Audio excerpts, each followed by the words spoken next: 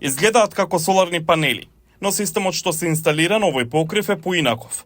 Со испраќање на топлина во ладниот свемир се помага во разладување на просторот. Оваа технологија користи така наречено радиативно ладење, природен феномен кој не бара дополнителна енергија. Во текот на денот сончевата топлина најмногу се абсорбира од објектите на земјата и атмосферата.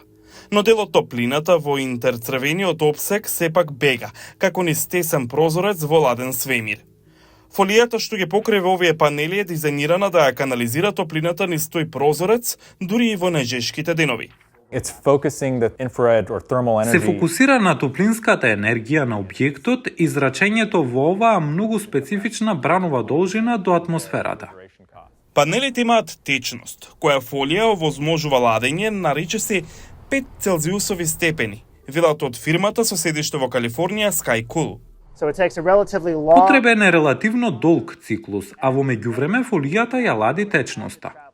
Ладната течност се доставува до системот за ладење во зградата за да ја зголеми ефикасноста. Единствената енергија што се користи е во напојувањето на малата пумпа за циркулација на течноста. SkyCool, на собственик на продавница за храна, му заштедува меѓу 15 и 20% од трошоците за ладење. Технологијата за ладење може да има многу примени.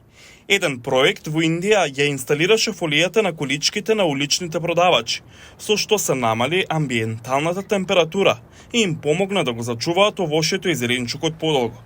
Компанијата исто така работи на материјал за покрив на згради во државите кои се во развој, а на кои им недостига климатизација.